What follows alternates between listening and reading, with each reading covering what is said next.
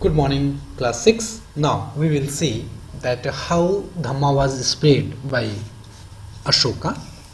So Ashoka, he did a lot in spread of the religion.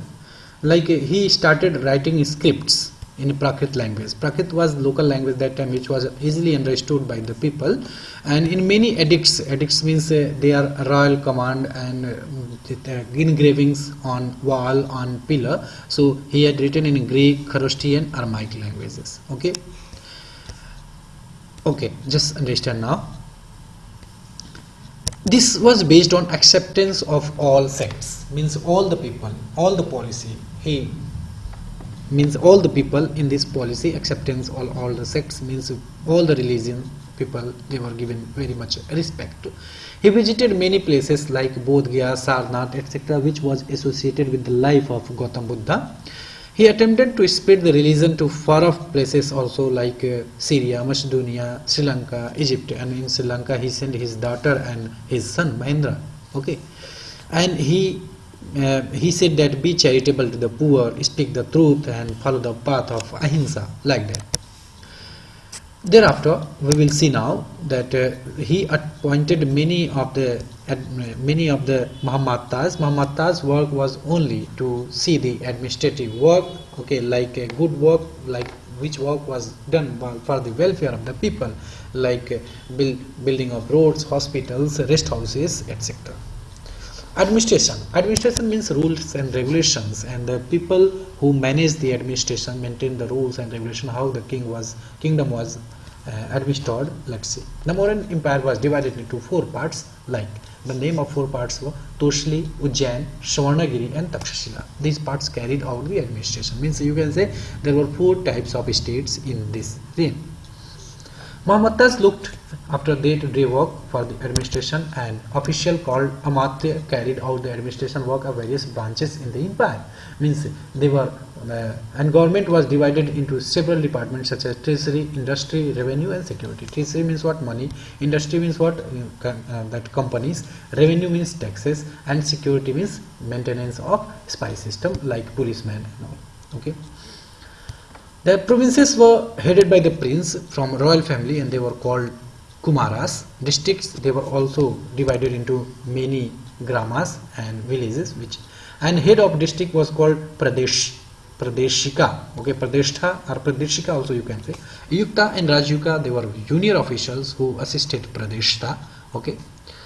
And in administrator, Yuktas and Rajyuka measured the land, collected tax. In this land was measured, and after that on the measuring of the land tax was imposed. How city was administered? City, Patliputra, Ujjain, Takshashila, Kosambi, they were having their own rule, like self-government, that we have already seen in our previous semester, that was in civics. Patliputra was very good city. It was very good city. It was fortified also, and Megasthenes has discussed about this Patliputra in his book, that Patliputra was a renowned city, and which was very rich also.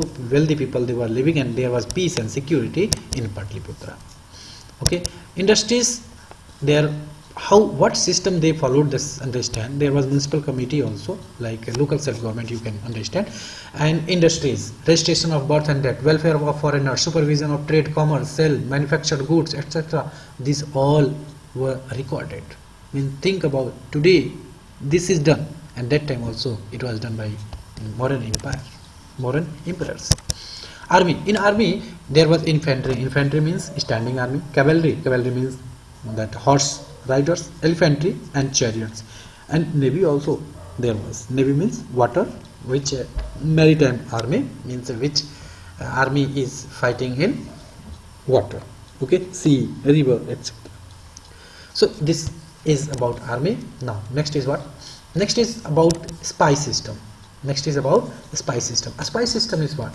Spy system means detective, jasus, you can understand. And not only the spies in spy system only male were, but females were also. Like detective, jasus. So this system was also there in Mauryan Empire. Taxation was what? Taxation means revenue, means tax, which was 1/4 to 1/6. Suppose the land is very fertile, so 1/4 tax was imposed. Land is not very fertile, 1/6 was imposed.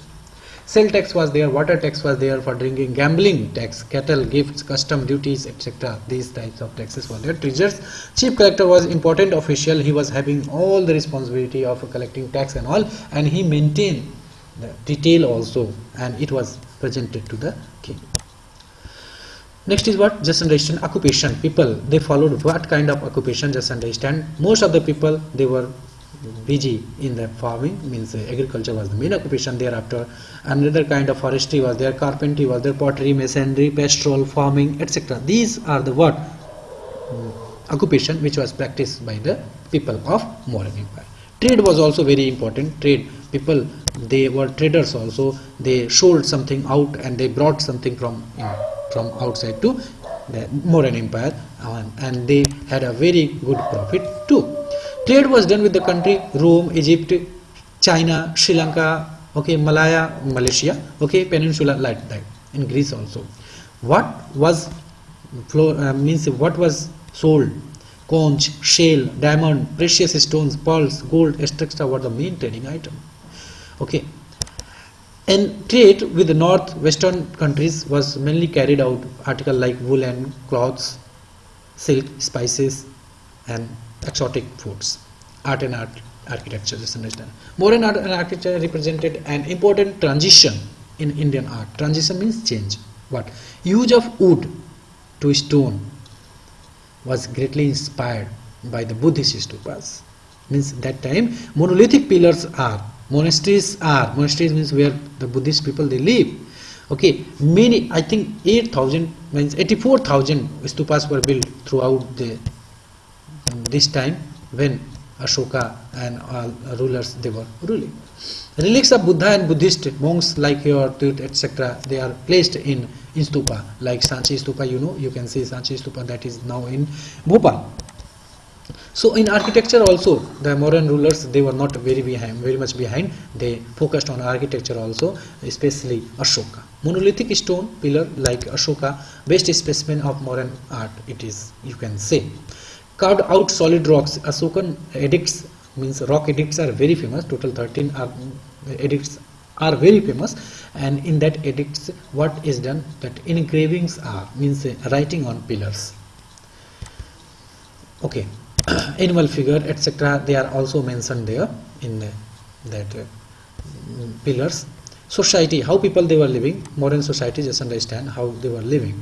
So society was you can see here Megasthenes discussed about the society in his book like upper Brahmana, Kshatriyas, Vaishyas, Shudras. This type of society was divided in this category.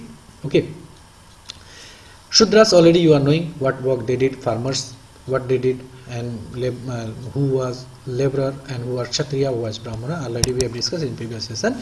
After the death of Ashoka in around 322 to 32 BC, okay, the decline of Mauryan Empire started, and although the dynasty continued for 50 years, but not like that when Ashoka and Chandragupta Maurya, Bindusara, they were the ruler, but not like that. But anyhow, they ruled for more 50 years, and after that, this empire became weak, and many rulers they were successor of Ashoka. They were not very capable to rule, and this empire, this whole Mauryan Empire was disintegrated. You can see that those who were governors they declared themselves free, and Brihadat was the last ruler of Mauryan dynasty, and he ruled over a small area, and he was killed by commander-in-chief Pushyamitra Shunga, and Shunga like this Pushyamitra Shunga, he established Shunga dynasty.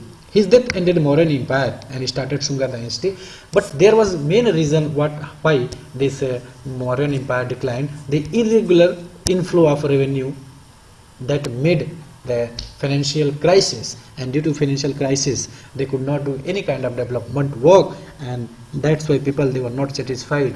And when the king was killed, last ruler Brihadrata was killed by Shunga dynasty, then also people they supported Shunga and they accepted Shunga dynasty as their ruler, and like this there was end of this religion and starting of new religion, Shunga dynasty. Okay, so my dear students, we have discussed about what? We have discussed about the Mauryan Empire. What about the Ashoka? Firstly Chandragupta Maurya, then Alexander's General Seleucus Nicator's invasion. Then we have seen about the Ashoka, Great Ashoka, Bindusara, then Ashoka, Kalinga War we have discussed. Kalinga War was the turning point of life, okay, of whose? Ashoka. And then Ashoka's Dhamma we have discussed, okay. And after that we have discussed in this chapter about what was the main feature of Dhamma, and then we have discussed about the administration, how administration was maintained, city administration, Patliputra, ruins of Patliputra we have seen like this, and thereafter spy system also, army also, economy also we have seen, and after that we have seen about the trade, how trade, what was the things traded, okay. Art and architecture we have seen about the stupas in art and architecture, okay. We have seen society, Brahmana, Kshatriya, Vaishya, Shudras, and decline of the empire, okay. So like this we have finished our second chapter of the third semester. Students, we will meet in the next chapter. Our chapter is about Gupta age. See you. Thank you very much. God bless you.